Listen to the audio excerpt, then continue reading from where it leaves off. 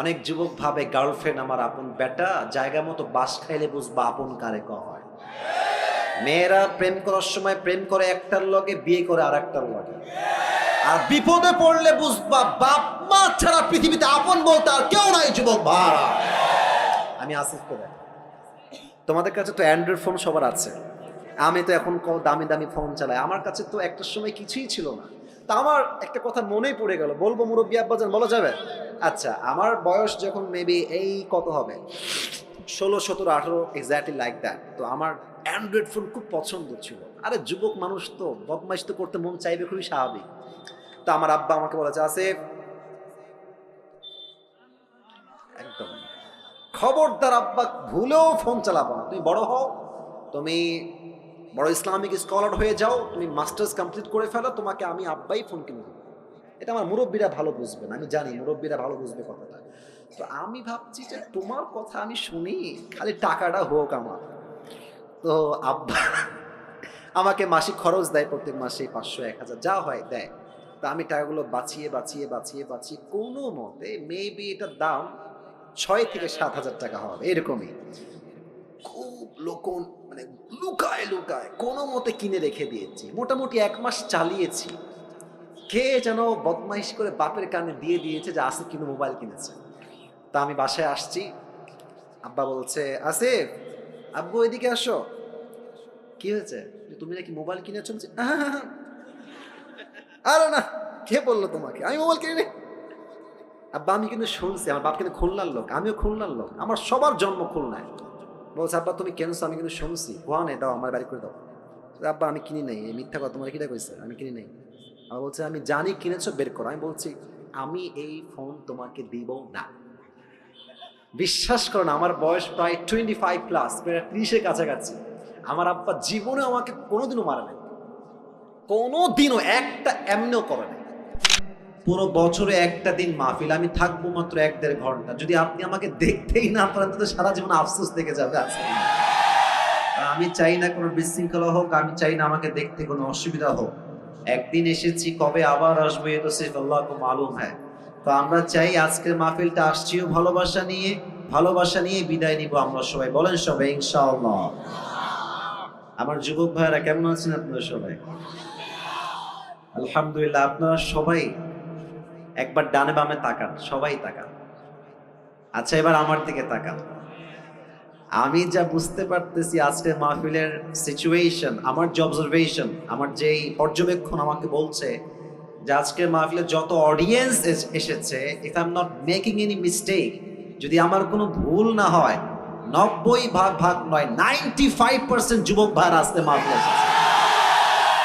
মাশাআল্লাহ। ইসলামের বিজয় যে সুনিশ্চিত, ইসলামের বিজয়কে রুখে দেওয়ার সাধ্য যে কারো নাই, আজকে ঝিনাইদহের মাটিতে যুবক ভাইরা তার চাক্ষুষ প্রমাণ। যুবক ভাইরা, আমরা আগে যখনই কোনো হক কথা বলতাম আমাদেরকে ট্যাগ দেওয়া হতো রাজাকার, জঙ্গিবাদ, মৌলবাদ। তো যদি কোনো বাপের বেটা থাকেন এখন আসেন, খেলা হবে। মিয়া আমাদেরকে জঙ্গিবাদ বলে এখন একবার গালি দিলে পিঠের চামড়া একটাও থাকবে না যুবক ভাই। Time has totally changed. সময় পরিবর্তন হয়েছে। আমরা দেখেছি আগে বাবার পক্ষে বললেই হুজুর খুব ভালো, বাবার বিপক্ষে গেলেই হুজুর খারাপ। হ্যাঁ, আর আমার একটা কথা স্পষ্ট, ওনার বাবার বিচার যদি এত বছর পরে হয়, হত্যার বিচারটা, তাহলে আমাদেরকে এটা স্পষ্ট ভাষায় বলতে হবে, গত 16 বছরে যত জুলুম নির্বিচার হয়েছে, আমার যত ভাইদেরকে গুম করা হয়েছে, হত্যা করা হয়েছে, প্রত্যেকটা তালিকা করে করে বিচার করা দরকার যুবক ভাইরা। আমরা এই দেশে ইনসাফ ভিত্তিক রাষ্ট্র চাই। তবে হ্যাঁ, কিছু কথা আপনাদের সবাইকে জিজ্ঞেস করতে চাই। যদি ইমানের জোর থাকে বলবেন, যদি ইমানটা খুবই দুর্বল হয় কথা বলবেন না। বলেন সবাই, আজকের মাহফিলে কথা শুনতে কোনো ভয় লাগছে আপনার? আমরা ঝিনাইদহের সন্তান, আমরা কাপুরুষের সন্তান নই, আমরা সব বীর পুরুষের সন্তান। আমাদের কথা একটা, আল্লামা দেলোয়ার হোসেন সাইদি হুজুরের নাম শুনছেন না আপনারা সবাই?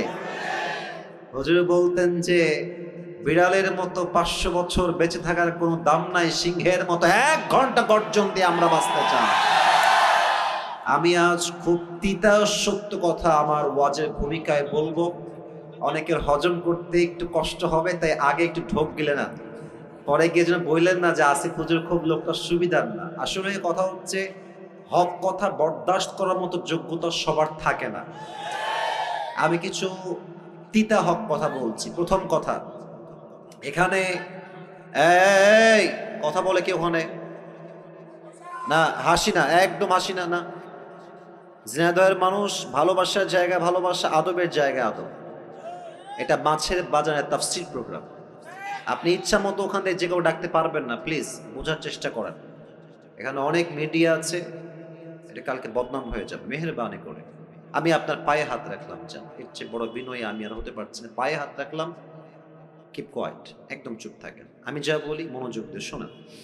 1 নাম্বার কথা, এখানে অনেক দলের ভাই থাকতে পারেন, অনেক দলের লোক, যে কোনো দলের লোক হতে পারেন। আমি আসিফের কিছু কথা আছে, এটা হচ্ছে আমার ব্যক্তিগত চিন্তা। I hope you will go to agree, আপনারা একমত হবেন বলে আমি আশা রাখছি। নাম্বার 1 কথা হচ্ছে, দেশটা আগে স্বাধীন ছিল না, দ্বিতীয়বার দেশটা আমরাই স্বাধীন করেছি, ছাত্র জনতা এটাকে স্বাধীন করেছে। আমরা ঠিকটা আপনি পয়েন্টে বলেন, এখন আপাতত চুপ থাকেন, যে পয়েন্টে বলবেন সেই পয়েন্টে বুঝে বলবেন। আমরা দেখেন শহীদ আবু সাইদের নাম শুনেছেন না আপনারা সবাই? আচ্ছা বলেন তো, শহীদ আবু সাইদ কি কাউকে আগ বাড়িয়ে গুলি করতে গেছে? এবার কথা বলতে হবে, গুলি করতে গেছে? কাউকে মারতে গেছে? আমাদের স্লোগান ছিল কি, যে আমরা কোটার সংস্কার চাই, that's it and nothing else. এটাই আমরা চাই, এটাই স্লোগান ছিল ফার্স্টে। বাট যখন শহীদ আবু সাইদের বুকে গুলি চালানো হলো, মনে হলো যে পুরো দেশের প্রত্যেকটা যুবকদের হৃদয়ে গুলি চালানো হয়েছে, যুবক ভাই। তখন ছাত্র জনতা আর ঠিক থাকতে পারে নাই, তখন স্লোগান হয়েছে একটা, না হয় শহীদ হব, না হয় শহরে থেকে আমার নামাই ছাড়বো, ঠিক কিনা বলেন? তো 1 নাম্বার যে কথাটা, সেটা হচ্ছে আগামীতে আবার একটা সরকার গঠন হবে। যদিও এখন একটা সরকার আছে আমরা জানি, বাট এটা সাময়িক, সামনে একটা ভোট হবে। আমি আসিফের চিন্তা এটা, আপনারা একমত হবেন বলে আমি আশা রাখছি। আগামীতে আমরা কোনো নারী নেতৃত্ব এই দেশে দেখতে চাই না। পেছনে কিছু ভাই ঠিক বলেন নাই, আপনারা কি দ্বিমত না একমত? আমরা কোনো নারীকে প্রধানমন্ত্রীর চেয়ারে দেখতে চাই না, আমরা পুরুষকে ক্ষমতায় দেখতে চাই। 1 নাম্বার কথা, নারী দেখতে চাই না। 2 নাম্বার কথা হচ্ছে, পুরুষ চাই ব্যাপারটা এরকম না, পুরুষ কোনটা চাই এটা আপনাকে বুঝতে হবে। আমরা কেমন পুরুষ ক্ষমতায় দেখতে চাই? আমরা এমন একজন পুরুষকে প্রাইম মিনিস্টার হিসেবে দেখতে চাই, যিনি প্রধানমন্ত্রীও হবেন এবং তার যোগ্যতা হবে এতটা হাইলি কোয়ালিফাইড, তিনি একই টাইমে প্রধানমন্ত্রীও হবেন এবং তার যোগ্যতা হবে এতটা হাইলি কোয়ালিফাইড যে তিনি একই টাইমে প্রধানমন্ত্রীর চেয়ার থেকে লিডও করবেন, আবার জাতীয় মসজিদ বাইতুল মুকাররমে দাঁড়িয়ে জুমার খুতবা দেওয়ার যোগ্যতাও রাখবেন। আপনারা কি দ্বিমত না একমত? 3 নাম্বার কথা, এটা বলে আমি আমার এই কথার টার্মসটা শেষ করে ফেলছি। 3 নাম্বার কথা, শুধু নেতৃত্বের চেয়ারে বসলেই হবে না। ইসলাম যেই বিধানকে প্রতিষ্ঠিত করতে বলেছে সেটাকে প্রতিষ্ঠিত করতে হবে। বাতিল পক্ষ তো রাগ করবেই। আমাদের পাশের দেশ ভারত আমাদের সবচেয়ে বড় শত্রু দেশ, যুবক ভাই। আচ্ছা, এদের যে সাংবাদিকগুলো আছে এসবগুলো হকার মনে হয় আমার কাছে। একটা আছে দেখবা, বাংলাদেশ আর থাকবি না, একে দেখলে মনে হয় যে এই বেটা গুলিস্তানে আন্ডারপ্যান্ট বিক্রি করলে বেশি মানাবে, যুবক ভাই। আর একে দেখে কেমন যেন আমার হিজড়া মনে হয়। হিজড়া দেখবা কথা বলার আগেও ঢং দেয়, মাঝেও ঢং, শেষেও ঢং, আর ও কেমন যে তিরিং বিরিং করে একবার ওই দিকে, আর এমন একটা ভাবে সাংবাদিকতা করে, নিউজ রিপ্রেজেন্ট করে, মনে হয় 2য় বিশ্বযুদ্ধ লেগেই গেল। আর কি বলছে, আমি আজকে অভিমান করেছি, আমি কোনো কথা বলবো না। বেটা, বাংলাদেশে তোর বাপের সম্পদ নাকি রে বেটা? এটা হাজার মায়ের ইজ্জতের বিনিময়ে দেশটা আমরা স্বাধীন করেছি দয়ের মায়েরা। চট্টগ্রাম নেই বা হ্যাঁ, মামুর বাড়ির আবদার। এই দেশের 1 ইঞ্চি মাটি আমার কলিজার টুকরা মাটি যুবক ভাড়া। এই দেশের 1 ইঞ্চি মাটি ভারতের ডালের কাছে ছাড়া হবে না, ঠিক কিনা বলে? 3 নাম্বার কথা, আল্লাহর হুকুমকে এই জমিনে, আল্লাহর রাজকে এই জমিনে কায়েম করতে হবে। কেমনে করবেন? যত বিচার আছে আল্লাহর কোরআন দিয়ে হবে। কথা একমত না দ্বিমত? আচ্ছা, আমি ছোট্ট একটা এক্সাম্পল দেই, যেহেতু কথা শুরু হয়ে গেছে, কথা না বললেও তো পেটের ভাত হজম হবে না আমাদের। আচ্ছা ভাই, আপনি একটু দাঁড়ান তো। না, ধমক দিব না, ধমক দিব না। ভাইজান, আপনার নাম কি? সজীব ভাই। একটু সবাই দিকে তাকান তো। সজীব ভাই, ভাইকে দেখেন। 1 সেকেন্ড দাঁড়ান, আপনি 10 সেকেন্ড দাঁড়ালেই হবে। আমার ভাইয়ের নাম সজীব। ভাইজান, আপনি বসে পড়েন। আচ্ছা, আজকে ভাইকে আমি ওই সাইডে নিয়ে গিয়ে, আপনি উল্টা পাল্টা করছেন ভাবে, তাই না? আপনার হাত ঠ্যাং কেটে ফেলবো আজকে। ঠ্যাং কেটে ফেললাম, কথার কথা, একটা ক্ষোভে সজীব ভাইয়ের ঠ্যাং কেটে ফেললাম। বলুন তো কি কাটলাম? আরে ভাই, ঠ্যাং মানে পা। ঠ্যাং মানে কি? পা। তো কালকে আমাকে জেলখানায় দেওয়া হলো। ঝিনাইদহের যেই বিচারের কাঠগড়া জেলা আদালত, আমার বিরুদ্ধে সিদ্ধান্ত নেওয়া হলো বিচার অনুযায়ী, আমাদের যে সিস্টেম আছে সেই হিসেবে, যে আসিফ হুজুর ঝিনাইদহের কালীগঞ্জের একজন যুবক, তার নাম হচ্ছে সজীব, তার পা কেটে ফেলেছে। এখন আমাদের দেশের যেই তথাকথিত নিয়ম আছে সেই অনুযায়ী আমাকে দণ্ড দেওয়া হলো, যে আসিফ হুজুরের 1 লাখ টাকা জরিমানা দেওয়া হলো আর 1 বছরের জেল। For an example, it is just an example and nothing else, just উদাহরণ দিচ্ছি। 1 বছরের জেল আর কয় লাখ টাকা জরিমানা? আরে ভাই সবাই বলেন, সবাই কয় লাখ টাকা জরিমানা? 1 লাখ। আচ্ছা, কোনো একটা জিনিসের ওজন ঠিক আছে কিনা এটার জন্য আমরা একটা জিনিস দিয়ে মাপ দিই, এটার নাম কি? পাল্লা। কথা না বললে কারে ওয়াজ করি? কি পাল্লা? দাড়ি পাল্লা। তো মিজানকে আপনি নেন, দাড়ি পাল্লাকে ওঠান, ডান পা, ওর যে পাটা আমি কেটেছি ওর পাটা আপনি দাড়ি পাল্লার ডান দিকে দেন। আর আমাকে যে 1 লাখ টাকা জরিমানা করা হয়েছে, 1 লাখ টাকা নেন আর 1 বছরের জেল বাম দাড়ি পাল্লায় রাখেন। তাহলে এদিকে সজীবের ডান পা আর এদিকে আমি আসিফ হুজুরের 1 লাখ টাকা আর 1 বছরের জেল। টান দেন তো, সমান সমান হবে? সমান সমান হবে? হবে না। আচ্ছা, আপনি আরো বাড়ায় দেন, জরিমানা আপনি দেন 2 লাখ টাকা আর এদিকে আপনি দেন মনে করেন যে আরো 2 বছরের জেল। সমান সমান হবে?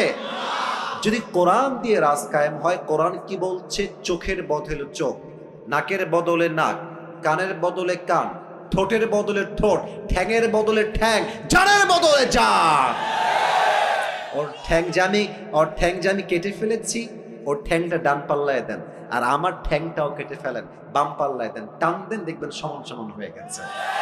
তাহলে এই দেশে যদি আপনি ইসলামের রাজ কায়েম করেন, কোরআনের রাজ কায়েম করেন, পুরো দেশটাই সোনার দেশ হয়ে যাবে।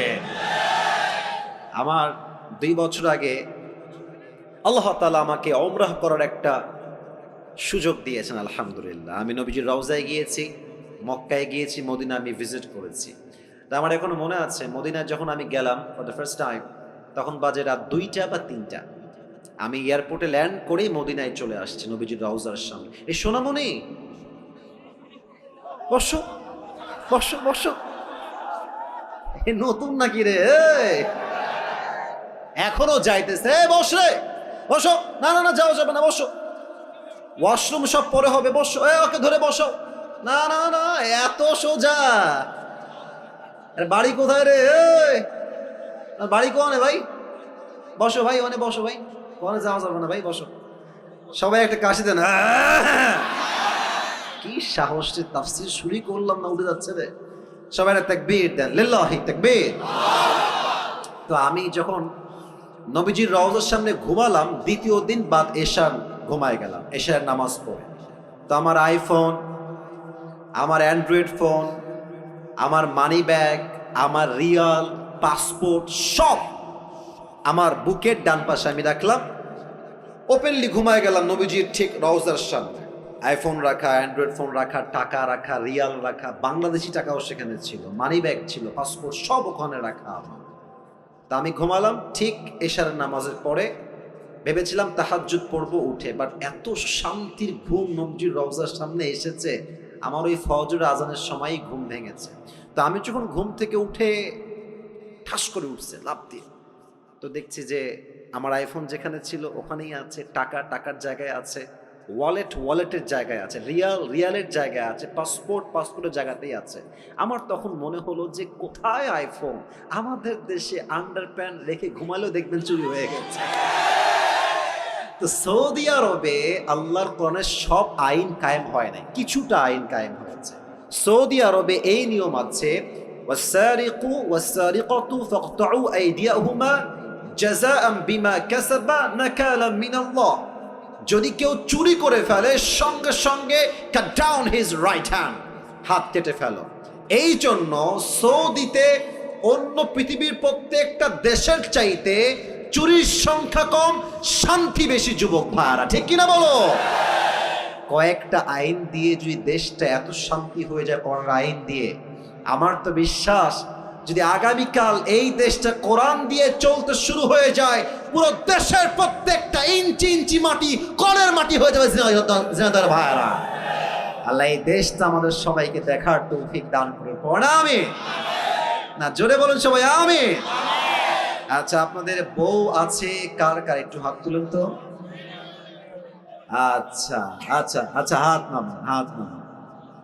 আপনাদের বউ নাই, খুব কষ্টে আছেন কারা, একটু হাত তোলা। আচ্ছা, আপনাদের কারো বউ নাই?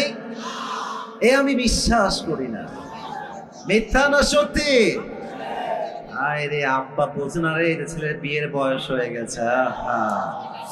আমার মনে হয় যে এবার শীতকাল যুবকদেরকে বিয়ে দিয়ে একমাত্র শীত দূর করা সম্ভব হবে। যুবক ভাই, আমার আব্বা জানদেরকে পায়ে হাত রেখে বলছি, আব্বা জান, আপনি যদি আপনার ছেলেকে সঠিক সময়ে বিয়ে না দেন, আপনার ছেলে যত ঘাটে পানি খাবে প্রত্যেকটা দায়ভার কিয়ামতে আপনাকে বহন করতে হবে। আব্বা জান, আব্বা জানকে বলে কোনো লাভ নাই গো, সব দোষ বেশিরভাগ মেয়েদের। যুবক ভাই, তুমি মেয়েকে বিয়ে করবা, মেয়ে বলবে যে টাকা আছে, সরকারি চাকরি আছে তোমার। আর কিছু কিছু মেয়ে তো সরকারি চাকরি পাইলে টাকলার সঙ্গে বিয়ের পিড়িতে বসে যায়। আর পেশা হি সব কুছ হ্যায় মেরে দোস্ত। এখনকার মেয়েদের কাছে চরিত্রের চাইতে টাকাটা বেশি ম্যাটার করে। যুবক ভাই, বাসও খাই সে লেভেল। কারণ যেই চরিত্রহীন ছেলেকে আপনি টাকা দেখে বিয়ে করছেন, প্রিয় বোন আমার, উইথ ডিউ রেসপেক্ট বলছে, আমি আসিফ আপনাকে সম্মানের সঙ্গে বলছি, আপনি টাকা পাবেন, ঢাকার গুলশানে ফ্ল্যাট পাবেন, BMW পাবেন, রোলস রয়েলস পেতে পারেন, ডুপ্লেক্স ট্রিপ্লেক্স ফ্ল্যাট পেতে পারেন টাকার জন্য। বাট ওয়াল্লাহি বিয়ের পরে যে আত্মকেন্দ্রিক মনের একটা প্রশান্তি আছে, চরিত্রহীন ছেলের কাছে, বুইড়ার কাছে আপনি সুখ খুঁজে পাবেন না। আল্লাহ প্রত্যেকটা বোনদেরকে বোঝার তৌফিক দান করুন। সকলেই মন খুলে পড়েন আমিন। একটা কোরআন নিয়ে আসতে হবে, একটা কোরআন লাগবে আমার এখানে, খুবই ফাস্ট নিয়ে আসেন। আমরা 3টে তাকবীর দিব সবাই মিলে। প্রথম তাকবীর বিবাহিত ভাইরা, দ্বিতীয় তাকবীর দিবেন আমার প্রিয় সিঙ্গেল ভাইরা।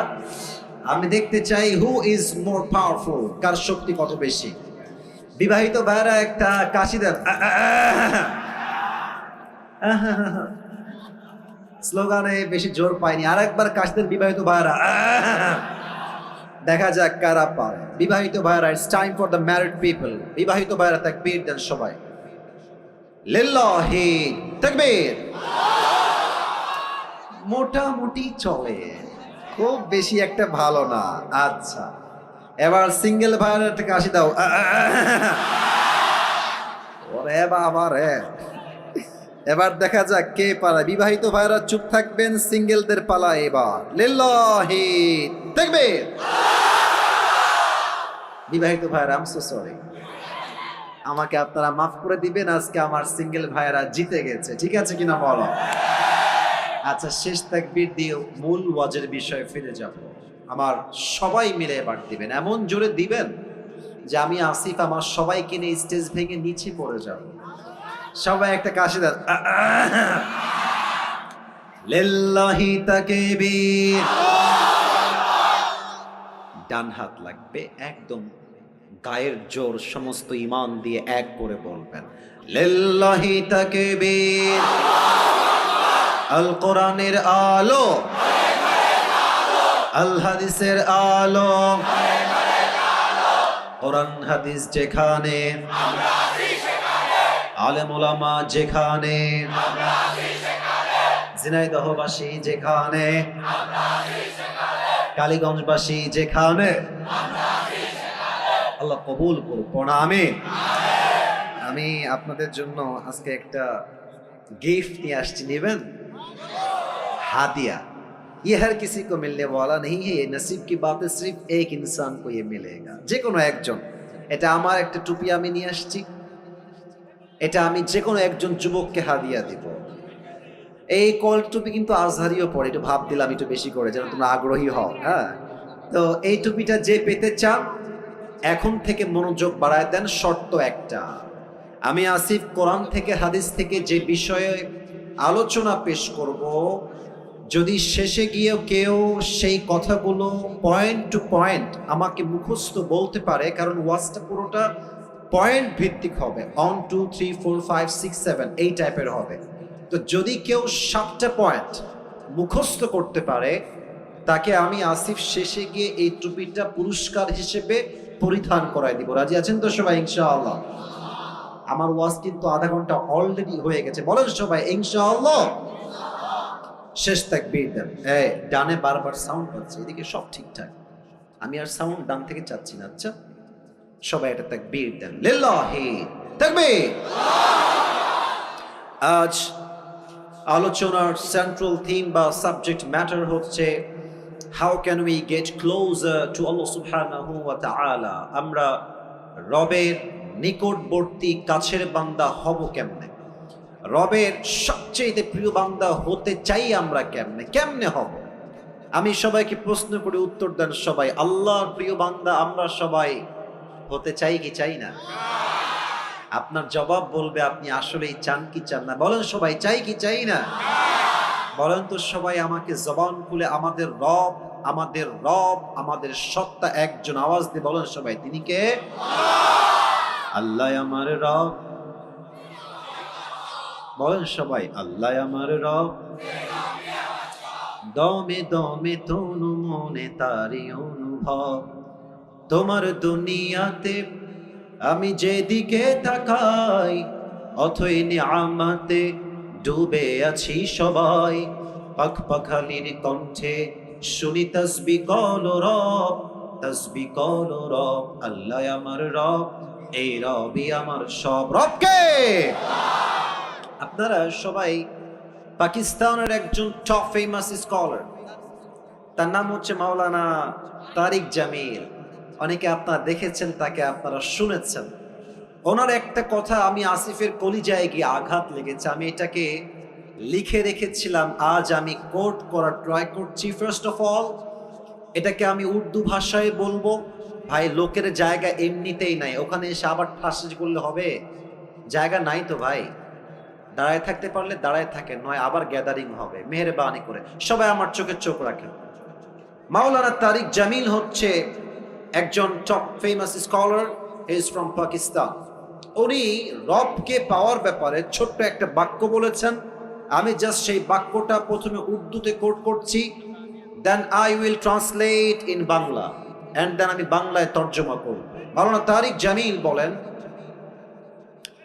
जिसे अल्लाह मिला और दुनिया में उसे कुछ भी ना मिला, फिर भी उसे सब कुछ मिला, और जिसे दुनिया में अल्लाह ना मिला और सब कुछ उसे मिल गया, फिर भी हकीकत में उसे कुछ भी ना मिला। যে আল্লাহকে পেল আর দুনিয়ার কিছুই সে পেল না, তবুও যেন সে সবই পেল। আর যে আল্লাহকে পেল না, দুনিয়াতে টাকা পয়সা, বাড়ি গাড়ি, স্ট্যাটাস, মর্যাদা সব পেল, বাট আল্লাহ না মিলা তো কুছ ভি না মিলা। আল্লাহকে যে পায় নাই, দর হাকিকত বাস্তবে সে কিছুই অর্জন করতে পারে নাই। ঠিক কিনা বলে? আল্লাহ তাআলা বলেন, ওয়াল্লাযীনা জাহাদু ফীনা লানাহদিয়ান্নাহুম সুবুলানা। সূরাতুল আনকাবুতের সর্বশেষ আয়াত 21 নম্বর পারা 3 নম্বর পৃষ্ঠায় আল্লাহ তাআলা বলছেন, যেই বান্দা আমি আল্লাহ রাব্বুল আলামিনকে পাওয়ার জন্য চেষ্টা করে, যেই বান্দা আমাকে পাওয়ার জন্য এক রাস্তা দিয়ে দৌড়ায়, আমি আল্লাহ রাব্বুল আলামিন আমাকে পাওয়ার জন্য তার জন্য অসংখ্য অগণিত রাস্তা খুলে দেই। কোন সুবহানাল্লাহ। আল্লাহ নিজেই আপনার জন্য রাস্তা খুলে দিবে। এটার জন্য আমরা আজ 7টা আমলকে কোরআন থেকে হাদিস থেকে হাইলাইট করব। বলেন সবাই কয়টা? একটু জোরে বলেন ভাইরা, বলেন সবাই কয়টা? 7টা। আমি শুরু করছি 1 থেকে। 1 নাম্বার, এখানে কি আছে? হৃদয়। বলেন সবাই এটার নাম কি? প্রথম শর্ত, আল্লাহকে পেতে চান, প্রথম শর্ত এটাকে পরিষ্কার করতে হবে। Clean your heart. قد أفلح من زكاها. Indeed, the successful one is who purifies his heart. আল্লাহর কাছে সবচেয়ে সফল বান্দা হচ্ছে সেই বান্দা যে বান্দা তার আত্মাকে পরিশুদ্ধ করেছে। সুবহানাল্লাহ পড়বেন না সবাই? একটা প্রশ্ন করছি সবাইকে, হয়তো উত্তর সঠিক পাবো আমার আশা আছে। প্রশ্ন আগে বোঝেন, কনসেপ্ট বোঝেন। একজন মানুষ যিনি কোনো নবী নন, সবার চোখ আমার দিকে, মাশাআল্লাহ, অ্যাপ্রিশিয়েট, সবাই আমার দিকে আবার ভালো করে তাকান। একজন লোক যিনি কোনো নবী নন, বাট তার নসিহত, তার ইনস্ট্রাকশন, তার গাইডলাইন, তার উপদেশ তার সন্তানের প্রতি আল্লাহ তাআলার এতটা পছন্দ হয়েছে যে তার নামেই আল্লাহ তাআলা কোরআনে একটা সূরা নাজিল করেছে। ব্যক্তিটার নাম কি কে বলতে পারে? লোকমান। বলেন সবাই নাম কি?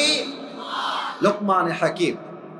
লোকমান হাকিমকে তার মালিক একদিন ডাক দিয়ে বলছে, লোকমান এদিকে আসো, তোমার ব্যাপারে আমি শুনেছি, আমাকে একজন এসে বলেছে যে লোকমান অনেক মেধাবী, অনেক জ্ঞানী, তার উইজডম, তার মেধা অসাধারণ। তো তোমাকে একটা কাজ দিচ্ছি, কাজটা আমাকে করে দাও। বলছে কি কাজ? বলছে কাজটা হচ্ছে তুমি এখন এখান থেকে যাবা, ওয়াদবাহশাতান, একটা বকরি জবাই করবা, এবং বকরি জবাই করে বকরির সবচাইতে পবিত্রতম অংশ কেটে আমার কাছে নিয়ে আসবা। বলছে ঠিক আছে মালিক, যা বলবেন তাই করতে আমি প্রস্তুত আছি। এবার লোকমান মালিকের হুকুম শুনে বের হয়ে গিয়েছে, একটা ছাগল ধরেছে, ছাগল ধরে তাকে জবাই করেছে এবং ছাগলের সবচেয়ে পবিত্র অংশ কলিজা কেটে নিয়ে আসছে। বলেন সবাই কি কেটে এনেছে? বলছে মালিক এই নেন ছাগলের সবচেয়ে পবিত্রতম অংশ। মালিক বলছে ওয়াও, মাশাআল্লাহ, you have done amazing, it is appreciated, তুমি যা করেছো ঠিক করেছো, বাট আরেকটা কাজ দিচ্ছি, আবার যাও, ওয়াদবাহশাতান, একটা ছাগল জবাই করো, ওয়াখরিজ মিনহা আখবাসা মুযগাতাইন, এবার ছাগলের পবিত্র অংশ নয় অপবিত্র অংশ কেটে নিয়ে আসো। লোকমান আবার গেছে, জবাই করেছে, আবারও সেই কলিজাই কেটে এনেছে। বলছে মালিক এই নেন ছাগলের সবচেয়ে নাপাক অপবিত্র অংশ। মালিক বলছে ছি ছি, তোমাকে ভেবেছিলাম তুমি অনেক বুদ্ধিমান, তোমার মাথায় ঘিলু আছে, বুদ্ধি আছে, তুমি তো বোকার ঘরের বোকা লোকমান। মালিক কেন আমি বোকা? বলছে তোমাকে বললাম সবচেয়ে পবিত্র অংশ আনো, তাও আনলা কলিজা, বললাম সবচাইতে নাপাক অংশ আনো, তাও আনলা কলিজা। একই অংশ, একই কলিজা, একই টাইমে পবিত্র, আবার একই টাইমে অপবিত্র কেমনে হয় লোকমান? তুমি তো বোকার ঘরের বোকা। লোকমান ডাক দিয়ে বলছে মালিক আমার, আমি কি বোকা না থাকলে দ্যাটস এ ডিফারেন্ট ম্যাটার, এটা ভিন্ন বিষয়। তবে সত্য কথা হলো প্রত্যেকটা প্রাণীর দেহে একটা ছোট্ট গোস্তের টুকরা আছে। এই গোস্তের টুকরা পবিত্র হলে পুরো দেহটাই পবিত্র হয়, আর এই গোস্তের টুকরা নাপাক হয়ে গেলে পুরো দেহটাই নষ্ট হয়ে যায়। আলা ওয়াহিয়াল কলব, এটার নামই হচ্ছে মানুষের আত্মা, এটার নামই হচ্ছে মানুষের হৃদয়। ঠিক কিনা বলে? তবে একটা নতুন ইনফরমেশন দিচ্ছি সবাইকে, আমাদের এই আত্মাটা 3 প্রকার। বলেন সবাই হাত তুলে, কয় প্রকার? মুরব্বীরা আমাকে অনেক অনেক মনোযোগ দিয়ে শুনছেন, খুব ভালো লাগলো বিষয়টা দেখতে।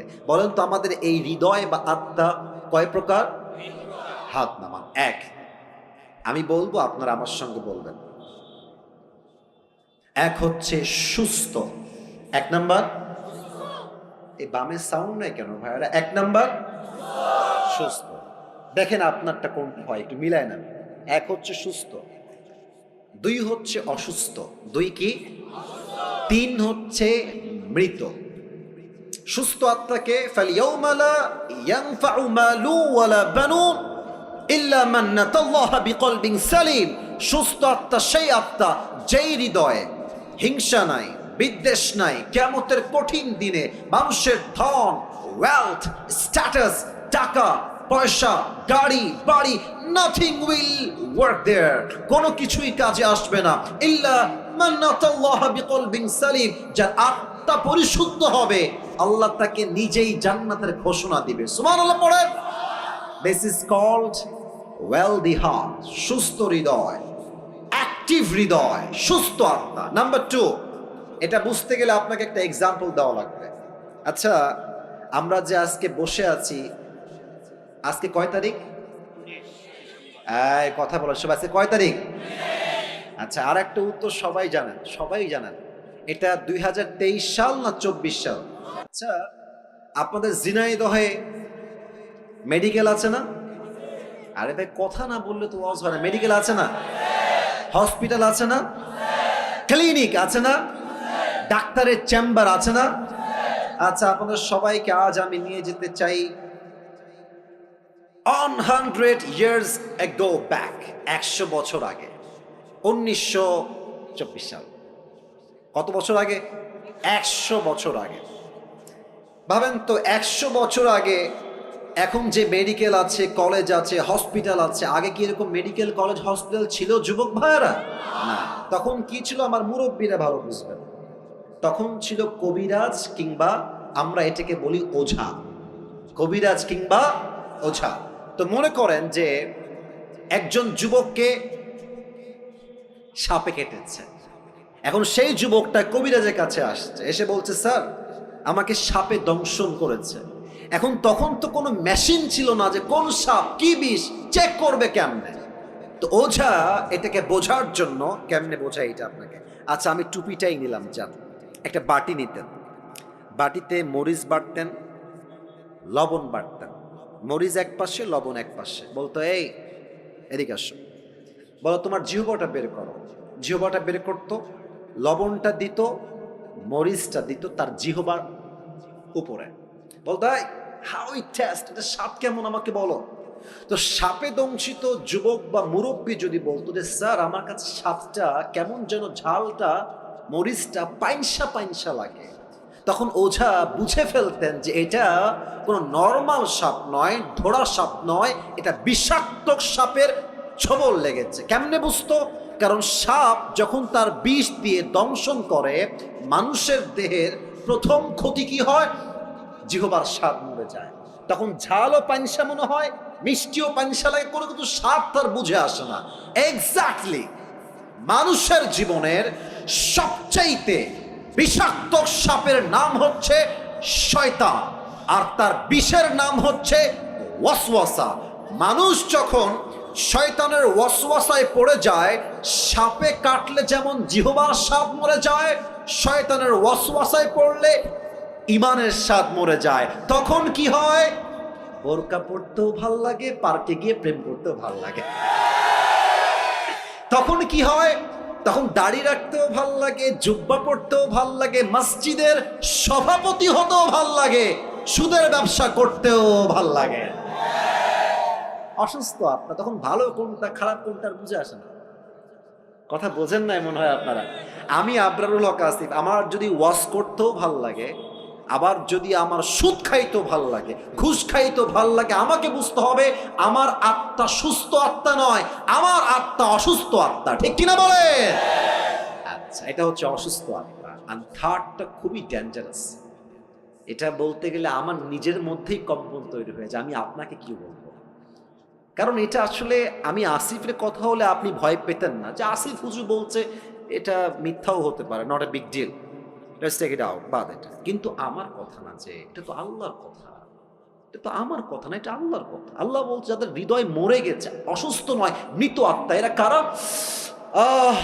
আল্লাহ বলছেন উলাইকা কাল আনআম। এতটুকুই শেষ নয়, বাল হুম আযাব। আল্লাহ বলছে এরা কুকুরের চাইতে খারাপ। আপনি আমি কুকুরের চাইতে খারাপ, আল্লাহ বলছে। আচ্ছা বলেন এবার, এই পৃথিবীতে সবচেয়ে সৃষ্টির সেরা জীব কারা? আমি শুনি না, বলেন সবাই কারা? আমরা হলাম আশরাফুল মাখলুকাত, বেস্ট অফ দ্য বেস্ট। সেরার সেরা হচ্ছে মানুষ। আবার এই মানুষকেই আল্লাহ তাআলা বললেন তোমরা কুকুরের চাইতে খারাপ। এই ব্যাখ্যাটা আমার তাফসীরটা প্রথমে বুঝে আসে নাই। তো আমি সেই দিন ঢাকায় যাচ্ছিলাম, আমার ঢাকায় একটা কাজ ছিল জরুরি। তো আমি এমনি গাড়িতে শুয়েছিলাম, এমনি হেলান দিয়ে বসে আছি, ইউটিউবে ঢুকলাম যে দেখি ইউটিউবে কি পাওয়া যায়। হঠাৎ করে আমার সামনে একটা ওয়াজ আসলো, লেখা ছিল ময়মনসিংহের মাটিতে সাইদি হুজুরের তাফসীর। ভাবলাম যে কি করব, বসে বসে সাইদি সাহেবের তাফসীরটা শুনি।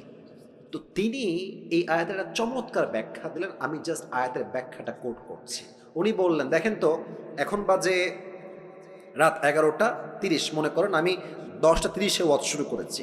তো যখন 12টা বাজবে আপনি বাসায় যাবেন, এই যে আপনাদের গলিগুলো আছে, এই রাস্তায় কিছু কুকুর থাকে না? কথা বলে, কিছু কুকুর থাকে না? একা গেলে বুঝবেন যে বাস কারে কয়।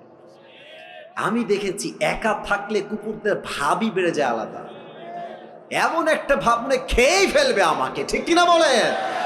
তো দেখেন আমার 2 হাত, দেখেন আমার এটা হচ্ছে লাইট, এই যে রড বাল্ব দেওয়া আছে লাইট, আর আমি আছি এখান থেকে আরো 10 হাত পেছনে। ভাই আমার কথা একটু বুঝে শুনুন, আপনাকে ঠিক বেঠিক বলতে হবে না, আপনি আমার কথা বোঝেন। I think that is most important, এটা বুঝলেই হবে। এটা হচ্ছে লাইট, আমার চেহারা এখন দেখা যায়। আমি যদি 10 হাত পেছনে অন্ধকারে চলে যাই, আমার চেহারা কি দেখা যাবে? রাত বাজে 1টা, আমি আসিফের একটা কুকুর আছে, তার নাম হচ্ছে টমি। তার নাম কি? খুব বুঝবেন। তা আমি 10 হাত দূরে আছি, রাত বাজে 1টা, আমার বাড়ি হচ্ছে গেট এখানে।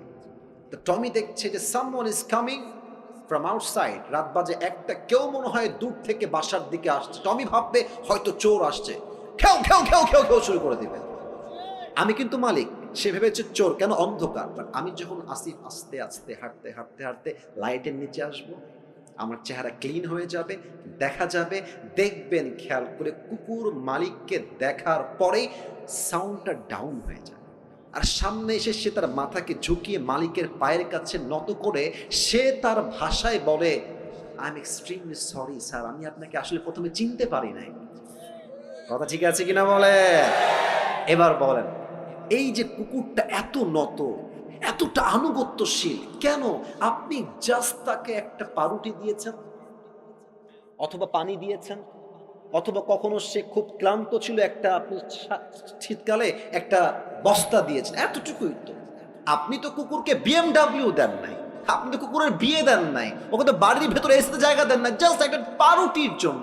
একটা পাউরুটি দিবেন, নদীতে লাফ দিবেন, দেখবেন কুকুর একটা পাউরুটির জন্য এত কৃতজ্ঞ হয়ে যায়, মালিক নদীতে ঝাঁপ দিলে কুকুর নদীতে ঝাঁপ দিতে বাধ্য হয়ে যায়। যুবক ভাড়া, ঠিক কিনা বলো? আল্লাহ বলছেন ইস রে, একটা কুকুর সামান্য একটা টুকরা পাউরুটি পেয়ে মালিককে কি চিনলো, পিছাই ছাড়লো না। আর তোকে আমি আল্লাহ নাক দিলাম, চোখ দিলাম, কান দিলাম, ঠোঁট দিলাম, অক্সিজেন দিলাম, শ্বাস দিলাম, বউ দিলাম, বাচ্চা দিলাম, সম্মান দিলাম, টাকা দিলাম, বাড়ি দিলাম, গাড়ি দিলাম, সব আমি দিলাম। আর এই মানুষ নিমক হারাম সব চিনলো, টাকা চিনলো, বাড়ি চিনলো, বউ চিনলো, মা চিনলো, বাপ চিনলো, স্ট্যাটাস চিনলো, সম্মান চিনলো, এডুকেশন সব চিনলো, বাট যে মালিক তাকে এত কিছু দিল, সে মালিককে সে চিনতে পারলো না। কুকুর একটা পাউরুটি পেয়ে মালিককে চিনতে ভুল করে নাই, আর মানুষ এত কিছু পেয়েও মালিককে চিনতে পারে নাই। আল্লাহ বলছেন এই মানুষ কুকুরের চাইতে নিকৃষ্ট হয়ে গিয়েছে, ঠিক কিনা বলেন? দেখেছেন আমাদের কথার গভীরতা কত বেশি? আল্লাহ এমনি বলেন না যে আমরা কুকুর খারাপ, আল্লাহ এমনি বলেন না, আল্লাহ বুঝেই বলেছেন। তবে হ্যাঁ, একদিন আপনি ভালো হয়ে যাবেন। একটা কথা মনে পড়ে গেল যে আউট অফ কোরআন হাদিস বলা যাবে? কথা কি বলা যাবে না? এটা এটা কিন্তু কোনো আয়াতের ব্যাখ্যা না, আমি জাস্ট বোঝাবার স্বার্থে বলছি। এই দেখেন যুবক যেগুলো বসে আছে না, অনেকগুলো যুবক এখানে আছে, দেখেন বলবেন এই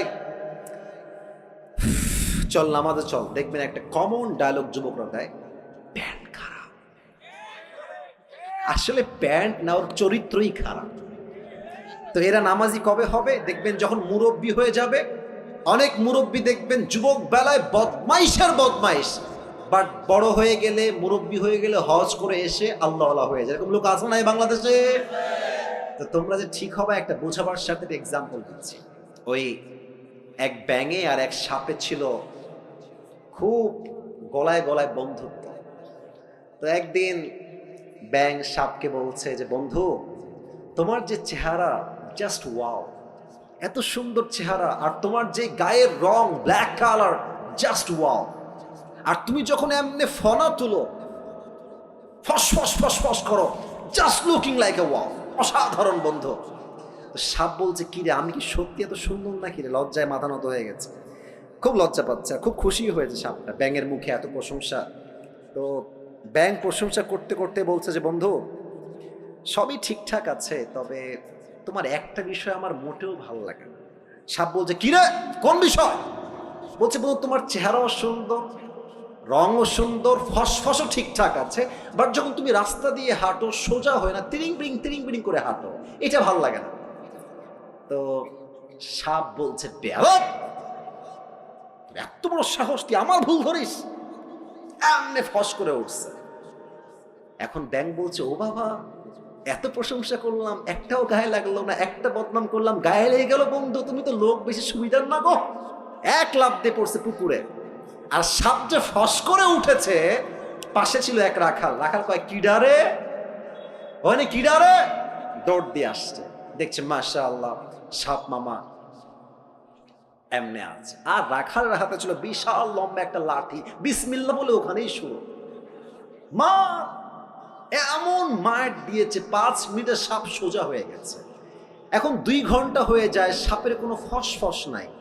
ব্যাঙ বলে কি ব্যাপার বন্ধু আমার, কই গেল, ফসফস নাই কেন? উঠে আসছে, বন্ধু কোথায়? এসেই দেখছে বন্ধু তো আর বেকা নাই, বন্ধু সোজা হয়ে গেছে। আরে আমার বন্ধু সোজা হইল কেমন? দৌড় দিয়ে কাছে গেছে, দেখছে বন্ধু আর জিন্দা নাই, বন্ধু মরে ফেনা মেনা বিষ সব বের হয়ে গেছে। এবার ব্যাঙ বলছে বন্ধু, আপনি সেই সোজা হইলেন, তবে ফেনা থাকতে আর সোজা হইতে পারলেন না, ফেনা বের হয়ে সোজা হইলেন। তো যুবকরা একদিন নামাজি হবে, একদিন দিন কায়েমের আন্দোলন করবে যুবক ভাইরা, তবে সময় থাকতে নয়, অসময় যখন তোমার বুঝ আসবে, ওই সময় বুঝতে কোনো কাজ হবে না, ঠিক কিনা বলো? This is the right time. ভালো হতে চাইলে এখনই ভালো হয়ে যাও। যুবক বয়সে যে ভালো, সে আল্লাহর সবচাইতে কাছের প্রিয় বান্দা হয়ে যায়। সুবহানাল্লাহ। তাহলে 1 নাম্বার, সবাই ডান হাতটা এখানে দেন, সবাই দাঁড়ায় থাকা ভাইরাও দেন। 1 নাম্বার আমলটাকে মুখস্থ করেন। 1 নাম্বার আমল, আমি জাস্ট জিজ্ঞেস করবো, আপনারা এক শব্দ উত্তর দিবেন। 1 নাম্বার আমল, কিসের শুদ্ধি লাগবে? আত্মা। বলেন সবাই, কিসের শুদ্ধি লাগবে? 1 নাম্বার কি কথা বোঝা গেছে নাকি যায় নাই? এবার হাত নামা। আরো যে 6টা আছে, রাত যে প্রায় 11:30 বেজেই গেল, ওয়াজ কি আর করা যাবে না? আপনারা কি 12টার পরে ওয়াজ শুনবেন না ইনশাআল্লাহ আজকে?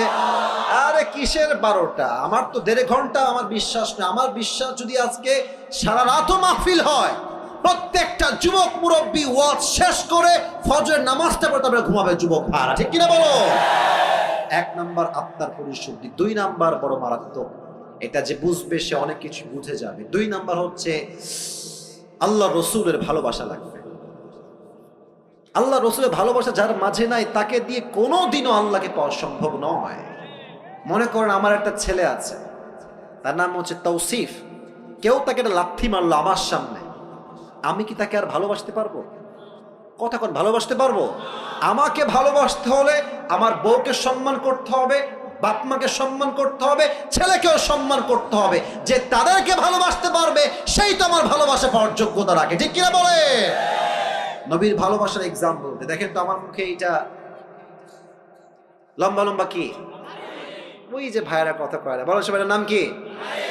আচ্ছা আপনারা সবাই আমাকে বলেন তো, দাড়ি রেখে আমাকে কি কোনোভাবেই আনস্মার্ট বা খ্যাত লাগতেছে?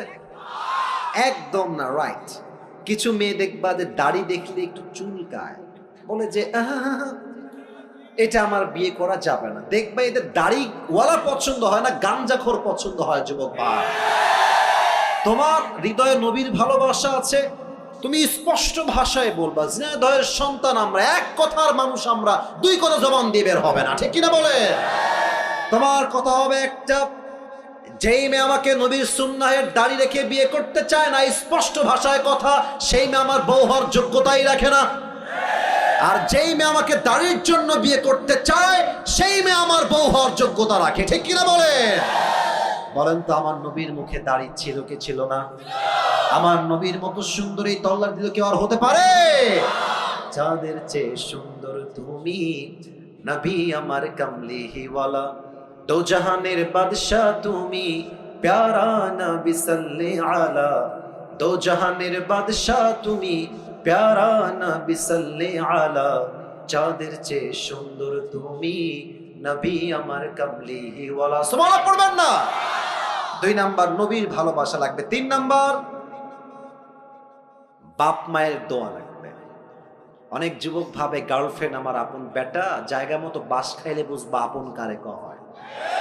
মেয়েরা প্রেম করার সময় প্রেম করে একটার লগে, বিয়ে করে আর একটার লগে, আর বিপদে পড়লে বুঝবা বাপ মা ছাড়া পৃথিবীতে আপন বলতে আর কেউ নাই। যুবক ভাড়া, আমি আসিফ করে, তোমাদের কাছে তো অ্যান্ড্রয়েড ফোন সবার আছে, আমি তো এখন দামি দামি ফোন চালাই। আমার কাছে তো একটা সময় কিছুই ছিল না।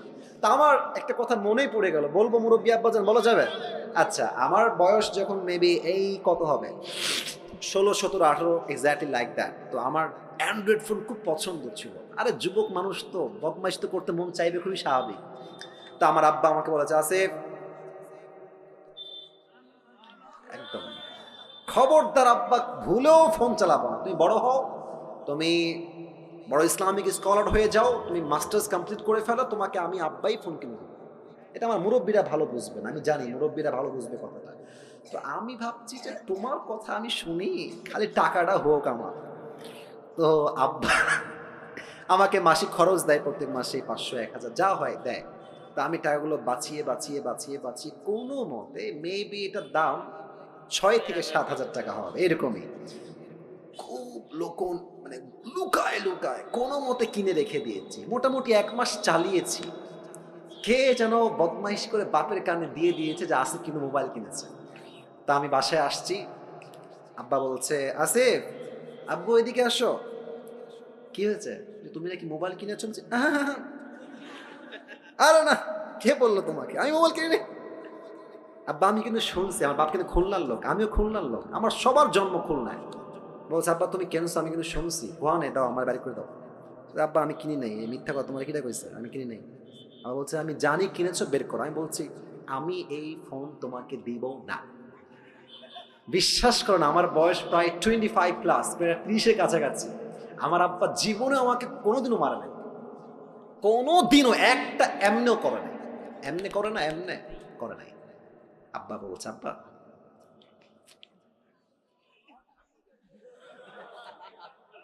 আব্বা বলে দাও, আমি বলি হবে না। আব্বা লাস্ট বার বলছে, আসিফ শোনো, তুমি 1 নাম্বার ছাত্র, তুমি অলওয়েজ ফার্স্ট হও। তুমি যদি মোবাইল ফোনটা ইউজ করো, তুমি কিন্তু সেকেন্ড হয়ে যাবো। আব্বা ফার্স্ট যদি থাকতে চাও, please give me the phone, দিয়ে দাও। আমি একদম নাচুর মান্না, আমি দিব না। আমি বাড়ি থেকে বের হয়ে বাইরে চলে আসছি অজুখানা। আমার বাসা হচ্ছে মসজিদ, এইটা বাসা অ্যাটাচড। আমার আব্বা মসজিদে খতিব, ইমাম, দুইটা একসাথে।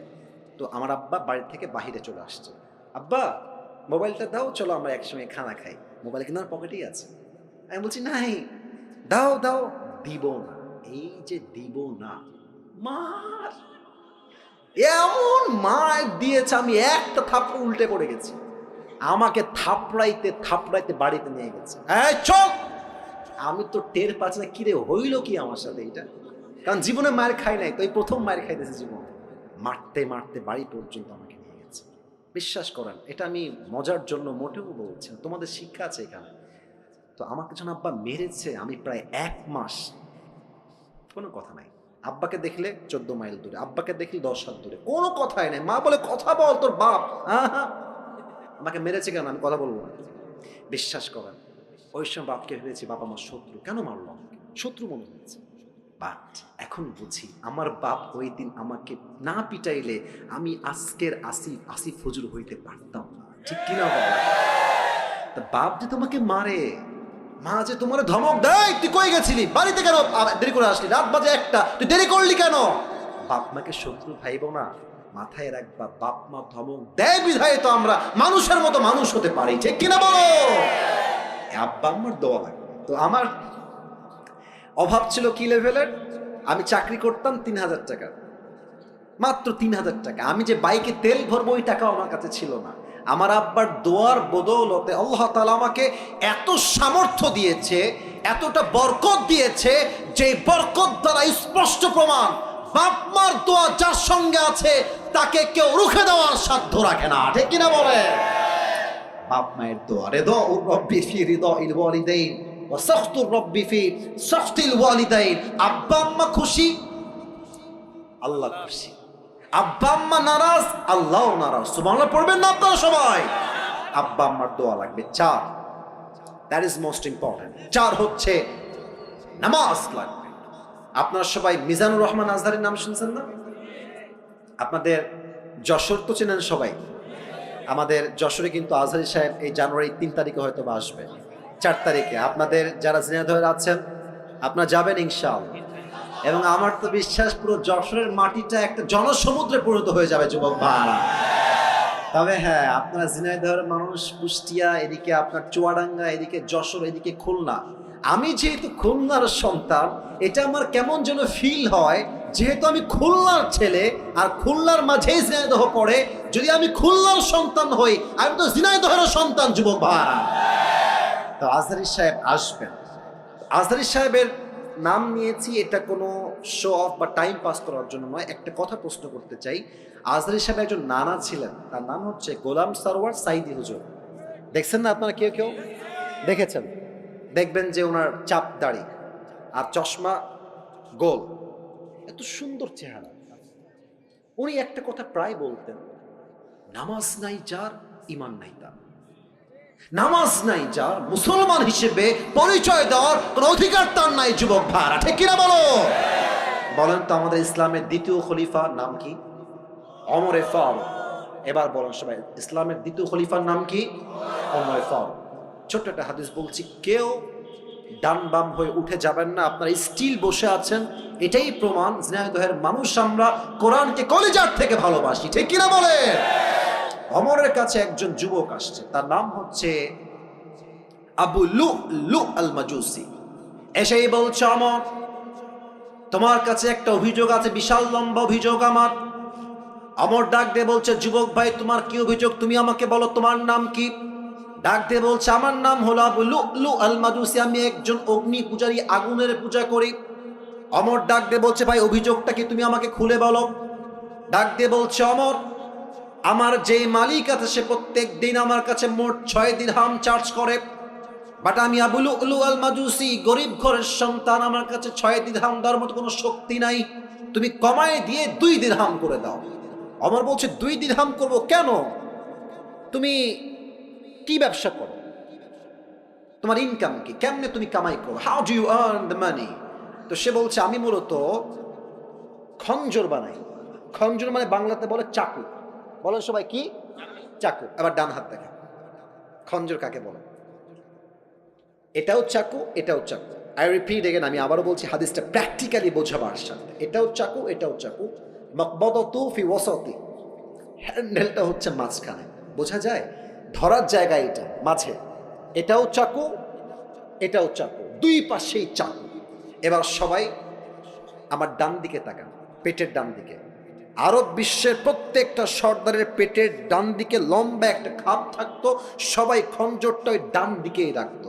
বলছে, তাই তুমি খঞ্জর মেক করো, huge business, you are rich man, তোমার তো অনেক টাকা, তোমার তো 6 দিরহাম নয় 10 দিরহাম চার্জ হওয়ার কথা।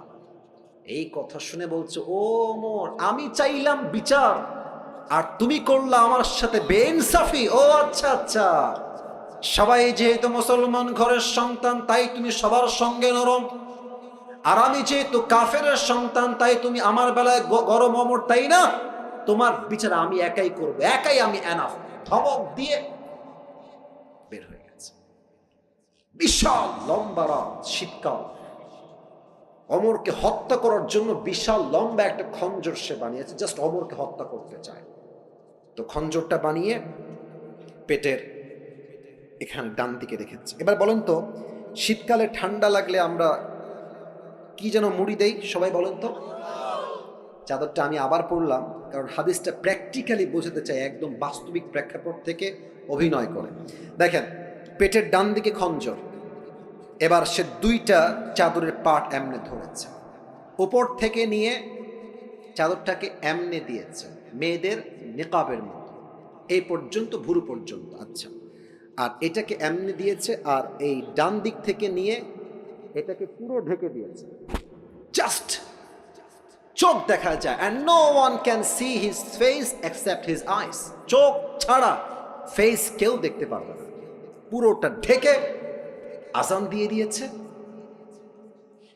অমর আসছে, সেও গেছে মুনাফিকের রূপে ছদ্মবেশে। অমরে ফারুক এসেই বলছে, সফু সুফু ফাকুম, কাতার সোজা করো, কাঁধে কাঁধ মিলিয়ে দাঁড়াও। আল্লাহু আকবার, সুবহানাক আল্লাহুম্মা ওয়া বিহামদিকা ওয়া তাবারাকা ইসমুকা ওয়া তাআলা জাদ্দুকা ওয়া লা ইলাহা গায়রুক, আলহামদুলিল্লাহি রাব্বিল আলামিন, আর রহমানির রহিম, মালিকি ইয়াউমিদ্দিন। সূরা ফাতিহা পড়েছেন, কিরাত পড়েছেন। আল্লাহু আকবার। ওমর ফারুক আল্লাহু আকবার দিয়ে রুকুতে গিয়েছেন। রুকুতে যাওয়ার পর যখন সামি আল্লাহু লিমান হামিদা বলবে, পেছন থেকে আবু লুলু আল মাজুসি তার চাদরটাকে এমনি ধরে উড়াই দিয়েছে, আর পেটের ডান দিক থেকে লম্বা একটা খঞ্জর বের করে দৌড় দিয়ে অমরের সামনে চলে আসছে। অমর যখন সামি আল্লাহু লিমান হামিদা দিয়ে উঠে গেছে, সঙ্গে সঙ্গে অমরের পেটের সোজা টার্গেট করে এমনি একটা আঘাত করেছে। অমরের পেটের ডান দিক থেকে একবার এমনে, আবার এমনে, আবার এমনে, এমন তিনটা জোরে আঘাত করেছে। হাদিসে আসছে, তিনটা আঘাতের চোটে পুরো পেট কেটে সব নাড়ি ভুঁড়িগুলো বাহিরে বের হয়ে গেছে। ওমরে ফারুক নামাজের মাঝে চিৎকার দিয়ে বলছে, কতালানি আল কাল, কতালানি আল কাল, একটা কুকুর আমাকে হত্যা করেছে, কে আছে আমাকে বাঁচাও। অজ্ঞান হয়ে পড়ে গেছে। আর সাহাবীরা বুঝে গেছে যে সামওয়ান কেম ফ্রম আউটসাইড, কেউ এসেছে, ধরো। 7 জন সাহাবী নামাজের মাঝেই ধরতে গেছে, আর ওই কাফের তার ছুরি দিয়ে যাকেই সামনে পেয়েছে এমনি কারো মুখে, কারো পেটে, কারো বুকে, কারো পিঠে এমন জোরে জোরে আঘাত দিয়েছে। 7 জন সাহাবী নামাজরত অবস্থায় জায়গাতেই শহীদ হয়ে গেছে, জায়গাতেই শেষ। একটু পর ওমরে ফারুককে ধরে ডান দিকে নিয়ে আসছে, আর সাহাবীরা চিৎকার দিয়ে বলছে, আইনা তাবিব, আইনা তাবিব, ডাক্তাররা কোথায়? দাও, দৌড় দাও, জলদি আসো, ওমরকে বাঁচাও। ডাক্তাররা সব দৌড় দিয়ে আসছে, ওমরকে বাঁচাও। ডাক্তাররা দৌড় দিয়ে এসে ওমরে ফারুকের দুই পিঠের এই দুই দিকে হাত দিয়েছে। ওমরে ফারুক এমনে শুয়ে আছে, দুই পিঠের দিকে হাত দিয়ে হালকা করে উঠিয়েছে। আরেকজন ডাক্তার এসে দুই ঠোঁটটাকে ধরে এমনি হালকা ফাঁকা করে দিয়েছে। একটা পানির পাত্র নিয়ে আসছে, সোজা পানির পাত্র ওমরের মুখে দিয়ে কয়েক ঢোক পানি তার ভেতরে দিয়েছে। আমার গলার দিকে তাকান, পানি যখন ভিতরে ঢোক গিলেছে, গলা দিয়ে পানি নেমে বুক পর্যন্ত আসছে, বুক থেকে পানি নেমে পুরো পেট এমন ভাবে কেটে গেছে, একদম নাড়ি ভুঁড়িগুলো বের হয়ে পুরো গোস্ত হা হয়ে আছে। গলা দিয়ে পানিগুলো নেমেছে, বুক দিয়ে নেমেছে। তারা ভেবেছে সব পানিগুলো ভেতরে গিয়ে হজম হয়ে যাবে, ওমরে ফারুক আবার জীবিত হবে, আবার চোখ খুলবেন। সবগুলো পানি বুক দিয়ে নেমে পুরো পেট কেটে গলগল গলগল করে বাহিরে বের হয়ে গেছে। সব পানি এপার দিয়ে গলগল করে বাহিরে বের হয়ে গেছে। সাহাবীরা এই দৃশ্য সচক্ষে দেখে they were surprised, অবাক, এটা কি দেখলাম? ডাক্তাররা বলছে পানি দিয়ে কাজ হবে না, দুধ নিয়ে আসো। সব সাহাবী দৌড় দিয়ে গিয়ে দুধ নিয়ে আসছে। ওমরে ফারুককে পেছন দিক থেকে হালকা উঠিয়েছে, দুধ দিয়েছে, দুধটা গলা দিয়ে নেমে বুক দিয়ে নেমে পুরো পেট কেটে সবগুলো দুধ গল গল করে বাহিরে বের হয়ে গেছে। এই দৃশ্য দেখে ডাক্তাররা বলছে মাফ করে দিবেন, আর সম্ভব না, অমর হয়তো বা শেষ, হয়তো সে আর কখনোই চোখ খুলবে না। সাহাবীদের চোখে পানি আর আটকায় না, সব সাহাবীরা কান্না করছে। হঠাৎ করে এক সাহাবী দূর থেকে দেখছে ওমরে ফারুক তার চোখটা সাডেনলি হঠাৎ করে it's a very little bit, খুবই হালকা ছোট্ট করে খুলেছে। এই চোখটা দেখে ওই দূর থেকে সাহাবী দৌড় দিয়েছে, ইয়া ওমর মালাকা ইয়া ওমর, মালাকা ইয়া ওমর, হে ওমর আপনার কি হয়েছে, আপনার কি দরকার আমাকে বলেন। ওমরে ফারুক কথা বলছেন না, বলছেন তোমার ঠোঁট না কানটা আমার ঠোঁটের কাছে নিয়ে আসো। ওই সাহাবী দৌড় দিয়ে কানটা ওমরের ঠোঁটের কাছে নিয়েছে। আর সে ভাবছে হয়তো আমাকে শেষ কথা বলবে, এই সাহাবী খবরদার আমার রাজ্য দেখে রেখো, বউ দেখে রেখো, সন্তান দেখে রেখো। হি ওয়াজ থিংকিং লাইক দ্যাট। তার চিন্তাই ছিল এইটা যে ওমর আমাকে শেষ কথা এটাই ওসিয়ত করবে। যখনই কান বাড়িয়েছে ওমরের মুখের কাছে, ওমরে ফারুক প্রথম কথা, কোনো খবর আমার দরকার নেই, আমাকে জাস্ট একটা খবর দাও। আসাল্লান নাস, আসাল্লান নাস, এই সাহাবী আমার কোন রাজ্যের খবর লাগবে না, বউবাদ বাচ্চাবাদ, চোখ আছে দেখে না, হৃদয় আছে ভাবে না, এদের চরিত্র কেমন, তাদের মান কেমন। আল্লাহ বলছেন এরা হচ্ছে কুকুরের চাইতে খারাপ। আমি বলবো এই যুবক বলো তো আল্লাহ কুকুরের চাইতে খারাপ কেন বললেন? বলবেন হুজুর কুকুর তো একটা পারুটে পেয়ে মালিককে চিনতে ভুল করে নাই, আর মানুষকে আল্লাহ এত নিয়ামত দিয়েছে, মানুষ তার মালিককে চিনতে পারে নাই, এই মানুষ কুকুরের চাইতে বেশি খারাপ হয়ে গিয়েছে, ঠিক কিনা বলে?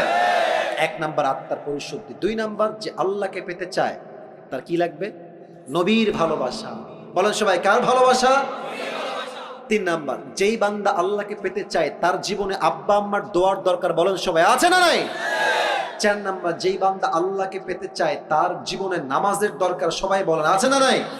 এবার বলেন তো নামাজের কথা বলতে একটা হাদিস বলেছিলাম in a very shortcut way. Omar Faruk যখন মারা যাবেন শেষ মুহূর্তে উনি বলেছিলেন যে তোমরা আমার ধন সম্পত্তি সন্তান সন্ততি বউ সহ সবাইকে দেখে রেখো। ইয়েস নাকি নো? ইয়েস নাকি নো? শেষ কথা আসাল্লান নাস, আমি যে নামাজের ইমাম ছিলাম, আগে এটা বলো, সন্তান বা বউ বা আগে বলো, আমি যেই নামাজের ইমাম ছিলাম আমার পরে অজ্ঞান হওয়ার পরে এই নামাজটা জামাতে আদায় হয়েছে কিনা, সুবহানাল্লাহ পড়ে সবাই। চার নাম্বার গোলাম সাল্লাল্লাহু আলাইহি ওয়াসাল্লাম বলেছেন না যে নামাজ নাই যার ঈমান নাই তার। অতএব আল্লাহকে পেতে চাইলে চার নাম্বারে কি লাগবে? নামাজ। বলেন সবাই কি লাগবে? পাঁচ, যেই বান্দা আল্লাহকে পেতে চায় তার জীবনে কি লাগবে বলেন তো সবাই? নামাজ তো বললাম চার নাম্বার, পাঁচ নাম্বারে কি হবে? হ্যাঁ, পরকালমুখী। বলেন সবাই কি মুখী? ওই সময় বলেছিলাম পরকালমুখী হবেন কেমনে? চাহিদা বাড়াবেন না কমাবেন? বাড়াবেন না কমাবেন? যার চাহিদা যত কম সে ততই সুখী, তাই না? আপনি দেখবেন যে বড়লোকদের বাড়িতে, আমি যে ফ্ল্যাটে থাকি, টু বি অনেস্ট, মানে আমি আমার বাসা টিনের, এটা সত্য, আমার আব্বা আম্মা ওখানে থাকে, আমিও থাকি, আবার ফ্ল্যাটেও আমি থাকি। আমি যে ফ্ল্যাটে থাকি খুবই ভিআইপি। আমার যিনি মালিক, মানে ফ্ল্যাটের যিনি মালিক, উনি থাকেন সেকেন্ড ফ্লোরে। ভিতরে কি যে ভিআইপি, আপনি দেখলে অবাক হয়ে যাবেন। বাট অবাক করার বিষয় হচ্ছে বড়লোকদের বাসা এত ভিআইপি, এত টাকা ব্যাংকে গুনতেই পারে না, দেখবেন এরা ঘুমের ওষুধ না খাইলে ঘুম আসে না। আর রিক্সা চালায়, দেখবেন রিক্সার সিটে রাখে নিতম্ব আর মাথা এমনি দিয়ে ওখানেই ঘুম, ওর কোনো ওষুধ লাগে না, কারণ কি ওর চাহিদা কম শান্তি বেশি, ঠিক কিনা বলে? তাহলে পাঁচ নাম্বার দুনিয়ামুখী না পরকালমুখী? ছয় নাম্বার আল্লাহকে পেতে চাইলে নিশ্চিত ধৈর্যশীল হতে হবে। ধৈর্যশীল ছাড়া আল্লাহর সাহচর্য পাওয়া, আল্লাহর বন্ধু হওয়া ইজ নট পসিবল। ইয়া আইয়ুহাল্লাযীনা আমানু সবিরু ওয়া সাবিরু ওয়া রাবিতু ওয়াত্তাকুল্লাহা লাআল্লাকুম তুফলিহুন। O you have believed, be patient, raise in patience, and be steadfast on patience, and indeed you will become the victorious person in this world and the next. আল্লাহ বলছে ধৈর্যশীল হও, ধৈর্যের ব্যাপারে প্রতিযোগী হয়ে যাও এবং ধৈর্য অবিচল থাকো, নিশ্চিত আমি আল্লাহ তোমাকে দুনিয়া এবং আখিরাত উভয় জায়গায় সফলতা দান করব। সুবহানাল্লাহ বলে সবাই। 6 নাম্বার ধৈর্যশীল হতে হবে। 7 নাম্বার তওবা এবং ইস্তিগফার। আমি বলবো, বলেন তো দোয়াটা কি শিখিয়েছিলাম, আপনি বলবেন, বলেন সবাই আস্তাগফিরুল্লাহ। দিল থেকে বলেন সবাই আস্তাগফিরুল্লাহ। শেষ দোয়া সবাই বলেন আল্লাহুম্মা গফিরলি। আবার বলেন আল্লাহুম্মা গফিরলি। এই 7টা আমল যেই বান্দা করবে তাকে সবচেয়ে কাছের বান্দা বানায় নিবে একজন। আওয়াজ দিয়ে বলেন সবাই, তিনি কে? 7টা আমল আমাকে বলতে পারবা, 3বার সুযোগ পাবা, বেঁধে গেলে 3বার বলে দিবে। কে আছো? বাঘের বাচ্চা দাঁড়িয়ে যাও। ওই ছেলে সবার আগে দাঁড়িয়ে গেছে, আসো। ওই ছেলেটা, এই যে সাদা এবং কালো, ব্ল্যাক কম্বিনেশন, আসো। White and black combination. আচ্ছা, ও না পারলে তোমাদেরকে কারো সুযোগ দিব। এই ভাইরা একটু সাইড দেন, ভাইরা ওকে একটু আসতে দেন। বসো বসো বসো বসো। আরে বাবা কই যায় রে? ওই কেউ যাবেন না। লিল্লাহি তাকবীর। প্রিয় ভাইরা, দুটো নিয়ম বলে দিচ্ছি। 1 নম্বর নিয়ম হচ্ছে তাকে আমরা 3বার চান্স দিব। বেঁধে গেলে কয়বার চান্স দিব? 3বার। আর যখনই সে কোনো উত্তর দিয়ে দিবে, যেহেতু অনেক মিডিয়ার ভাইরা আজকে এসেছেন, আমি অনেকে চিনি না, অনেকে দূর থেকে আসছেন, এই সাইডে আসো, ডান দিকে আসো। মাইক দিতে হবে প্রিয় ভাই, জি মাইকটা দিতে হবে। ও যখনই কোনো একটা উত্তর দিয়ে দিবে, তখনই আপনারা সবাই মিলে বলবেন জোরে সোরে মারহাবা। বলেন সবাই মারহাবা। আরে यार जोर से बोलो মারহাবা। মাশাআল্লাহ। ভাই তুমি সালাম দাও সবাইকে। আসসালামু আলাইকুম ওয়া রাহমাতুল্লাহ। তোমার সালাম উত্তর, সবার স্লো উত্তর। তুমি সালাম জোরে দাও। আসসালামু আলাইকুম ওয়া রাহমাতুল্লাহ। ওয়ালাইকুম আসসালাম ওয়া রাহমাতুল্লাহি ওয়া বারাকাতুহু। হ্যাঁ জোরে আছে রে। প্রিয় ভাই তুমি বলো, আমরা আজকে কাকে পাওয়ার জন্য আমল শুনেছি? আল্লাহ। মারহাবা বলো। এটা কিন্তু সম্মানের বিষয়। কালকে এটা তো আপলোড যাবে, সবাই তো দেখবে যে আপনার আওয়াজ কেমন। আরে আমি আওয়াজ হবে এমন, প্রত্যেকটা জেলার মানুষ বলবে ঝিনাইদহের মানুষের কাপুরুষের বাচ্চা নয়, সব সিংহ পুরুষগুলো আমার সামনে বসেছিল, ঠিক কিনা বলে? প্রিয় ভাই তুমি বলো তো, তোমার নাম কি?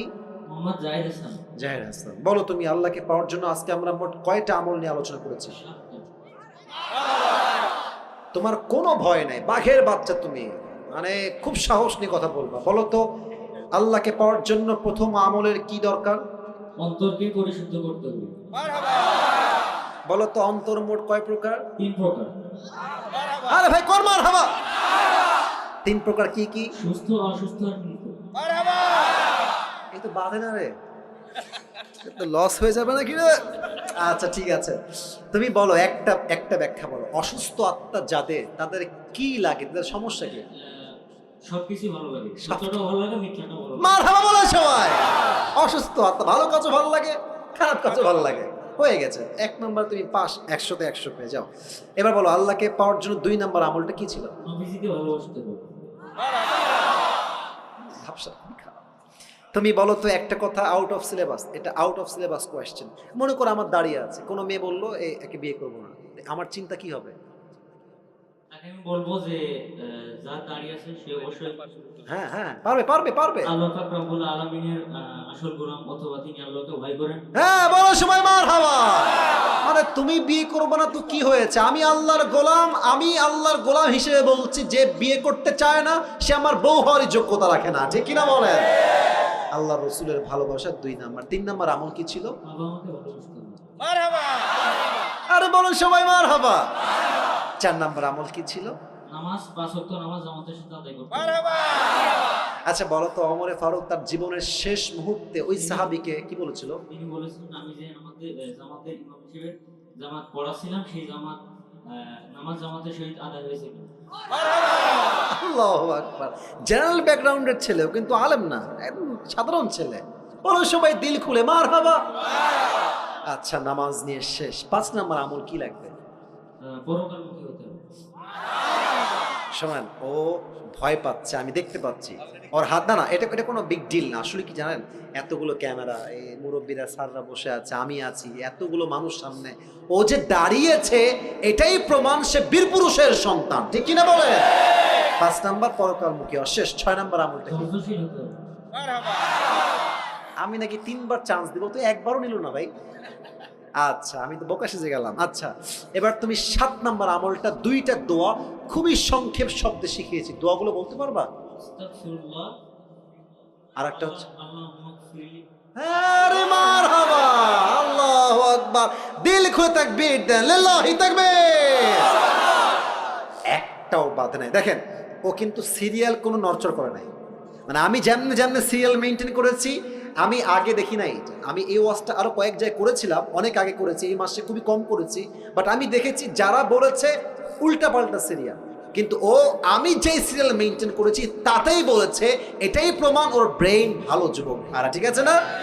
আমি দোয়া করি আল্লাহ তাআলা ওকে দিনের একজন দায়ী হিসেবে কবুল করুন। সকলে পড়া আমিন। তুমি কোথায় পড়াশোনা করো? মাধ্যমিক বিদ্যালয়। মাধ্যমিক বিদ্যালয় কিসে পড়ো তুমি? ক্লাস 10-এ পড়ো। তোমার বাসা কি এখানে? মাগুরা জেলায়। মাগুরা জেলায় তোমার বাসা। আল্লাহ ওকে কবুল করুক। সকলে মন খুলে পড়া আমিন। আসো, তুমি আসো। মাশাআল্লাহ মাশাআল্লাহ। টুপিটা আর মাথা একটু বড় আছে, তবে হয়ে যাবে। মাশাআল্লাহ। টুপি তোমার চুল কেটে নিও। বলেন সবাই মারহাবা। আল্লাহ ওকে কবুল করুন। সকলে পড়া আমিন। বসো, তুমি এখানে বসো, নিচে বসে যাও, এখানে বসে যাও। ঠিক আছে ভাই, বসে পড়ো, বসে পড়ো, বসে পড়ো। আমার কলিজাটা ঠান্ডা হয়ে গেল যে আমি এত ভালো অডিয়েন্স পেয়েছি যে পুরো ওয়াজ এক চান্সে মুখস্থ বলে দিয়েছে। আল্লাহ তাআলা সবাইকে যেন কবুল করুন। সকলে মন খুলে পড়া আমিন। এখন একটা আবদার হচ্ছে, যারা বসে আছেন এই ল্যাটা মেরে না বসে একটু যদি আদবের সঙ্গে আত্তাহিয়াতুস সুরতে বসতেন খুবই ভালো হতো। এই তো মাশাআল্লাহ বসা শুরু হয়ে গেছে। আর যারা দাঁড়িয়ে আছেন কলজার ভাইরা, দোয়া হবে তো 3 মিনিটের জন্য, শুধু দোয়ার জন্য বসে পড়লে ভালো হবে। এই তো বসে গেছে, এই তো ভদ্র সিনাদার মানুষ ভাইরা, মাশাআল্লাহ। শুধু দোয়ার জন্য বসেন, দোয়ার পরে আমরা বিদায় নিব, দোয়ার পরে কোনো কাজ নাই। এই তো বসে গেছে, মাশাআল্লাহ, বসে পড়েন আপনারা। এই তো এরা এমনি বসে গেছে ভদ্র, শুধু দোয়ার জন্য, শুধু দোয়ার জন্য। সবাই তাকবীর দেন, লিল্লাহি তাকবীর। আল্লাহ তাআলা এই মাহফিলকে যেন আল্লাহর সন্তুষ্টির ওয়াসিলা হিসেবে কবুল এবং মঞ্জুর করে পড়ান আমিন। আমি আসিফ, প্রায় 1 ঘন্টা 40 মিনিট পার হয়ে গেছে। আমি অথবা কথায় ভুল হতে পারে, ত্রুটি হতে পারে। আল্লাহ ভুল ত্রুটি ক্ষমা করে দিয়ে সবাইকে সঠিক কথা অনুযায়ী আমল করার তৌফিক দান করুন। পড়ান আমিন। দুরূদ শরীফ পড়বেন একবার। আল্লাহুম্মা সাল্লি আলা মুহাম্মাদ ওয়া আলা আলি মুহাম্মাদ কামা সাল্লাইতা আলা ইব্রাহিম ওয়া আলা আলি ইব্রাহিম ইন্নাকা হামিদুম মাজিদ। দোয়ার সময় কেউ সেলফি তুলতে আসবেন না। ক্যামেরা ভাইরা ক্যামেরা ক্লোজ করে ফেলেন। দোয়ার সময় কেউ সেলফি তুলতে আসবেন না। দোয়া করে নেমে যাবো ডান দিক দিয়ে, যারা হাত মেলাবেন ওই ডান দিকে আসবেন। তার আগে কোনো বিশৃঙ্খলা করবেন না, মেহেরবানি করে। একজন আচ্ছা, হ্যাঁ দাদা, আচ্ছা আচ্ছা আচ্ছা আচ্ছা, মাশাআল্লাহ। ওনার দাদা একজন ভালো মানুষ ছিলেন, উনি তো মারা গেছেন, তাই না? আচ্ছা আচ্ছা, আহা, আল্লাহ ওনাকে জান্নাতুল ফেরদাউসের উঁচু মাকাম নসিব করুক। আমিন। আচ্ছা ঠিক আছে, দোয়া করে দিই ইনশাআল্লাহ। সবার জন্য দোয়া করে দিচ্ছি। আলহামদুলিল্লাহি রাব্বিল আলামিন والصلاة والسلام على سيد الأنبياء والمرسلين وعلى آله وأصحابه أجمعين। আল্লাহ রাব্বুল আলামিন ঝিনাইদহের কালীগঞ্জের জমিন থেকে তোমার শাহী দরবারে হাত তুলেছে আল্লাহ। শত শত যুবক ভাইরা, মুরব্বী আব্বাজানরা হাত তুলেছে আল্লাহ। দয়া করে মেহেরবানি করে আমি অধম তোমাকে পাওয়ার জন্য 7টা আমল নিয়ে আলোচনা করেছি আল্লাহ। মেহেরবানি করে ভুল ত্রুটি ক্ষমা করে দিয়ে সবাইকে তুমি সঠিক কথা অনুযায়ী আমল করার তৌফিক দান করে দাও আল্লাহ। আল্লাহ রাব্বুল আলামিন দয়া করে মেহেরবানি করে একজন আমার প্রিয় ভাই দোয়া চিন্তা দাদা, অনেক ভালো মানুষ ছিলেন আল্লাহ, আল্লাহ ওয়ালি ছিলেন আল্লাহ। মেহেরবানি করে উনি যত ভালো কাজ করেছে আল্লাহ, তার ভালো কাজকে সন্তুষ্টির ওয়াসিলা হিসেবে কবুল এবং মঞ্জুর করে নাও আল্লাহ। আমার বাম পাশে এই মাহফিলের সভাপতি সাহেব বসে আছে আল্লাহ, উনিও দোয়া চেয়েছে আল্লাহ। মেহেরবানি করে আমাদের মাহফিলের সভাপতি সাহেবকে তুমি পরিপূর্ণ শেফায়ে আজেলা কামেলা দান করে দাও আল্লাহ। আল্লাহ রাব্বুল আলামিন দয়া করে মেহেরবানি করে আজকের যেই মাদ্রাসার উদ্যোগে প্রোগ্রাম, যে কমিটির ভাইয়ের আয়োজন করেছে, আমার কলিজার টুকরা যুবক ভাইয়েরা কষ্ট করেছে, পরিশ্রম করেছে আল্লাহ। মেহেরবানি করে যেই ভাইয়েরা পরিশ্রম করেছে, কেউ টাকা দিয়ে, কেউ অর্থ দিয়ে, কেউ শ্রম দিয়ে, কেউ মেধা দিয়ে, যে যেইভাবে সহযোগিতার হাত বাড়িয়েছে, সকলের সহযোগিতার হাতকে তুমি তোমার সন্তুষ্টির ওয়াসিলা হিসেবে কবুল এবং মঞ্জুর করে নাও আল্লাহ। আল্লাহ রাব্বুল আলামিন দয়া করে মেহেরবানি করে আজকের এই মাহফিলে যেই যুবক ভাইরা দূর দূরান্ত থেকে আসছে আল্লাহ, প্রত্যেকটা কলিজার টুকরা যুবক ভাইকে তুমি 5 ওয়াক্ত নামাজি যুবক হিসেবে কবুল এবং মঞ্জুর করে নাও আল্লাহ। আল্লাহ রাব্বুল আলামিন দয়া করে মেহেরবানি করে আমরা যা তোমার শাহী দরবারে হাত তুলেছি, আমরা জীবনে অনেক জুলুম করেছি, অনেক গুনাহ করেছি, অনেক অন্যায় করেছি। আল্লাহ মেহেরবানি করে আমাদের জীবনের সমস্ত গুনাহ খাতাকে তুমি তোমার গফফার নামের ওসিলায় আজকে মাফ করে দাও আল্লাহ। আল্লাহ রাব্বুল আলামিন, আমার প্রিয় মায়েরা বোনেরাও হাত তুলেছে আল্লাহ। আমার কলিজার টুকরা প্রত্যেকটা আম্মাজানকে তুমি খাদিজা রাদিয়াল্লাহু তাআলা আনহার চরিত্রে চরিত্রবান হওয়ার তৌফিক দান করে দাও আল্লাহ। প্রত্যেকটা বোনকে তুমি ফাতেমা রাদিয়াল্লাহু তাআলা আনহার চরিত্রে পরিপূর্ণরূপে চরিত্রবান হওয়ার তৌফিক দান করে দাও আল্লাহ। আল্লাহ রাব্বুল আলামিন, আমরা যারা তোমার শাহী দরবারে হাত তুলেছি আল্লাহ, আজ যেমন আমরা সবাই এই তাফসীর মাহফিলে একসঙ্গে বসতে পেরেছি, জান্নাতুল ফেরদাউসে আমরা সবাই যেন একসঙ্গে থাকতে পারি আল্লাহ, সেই তৌফিক আমাদের সবাইকেই তুমি দান করে দাও আল্লাহ।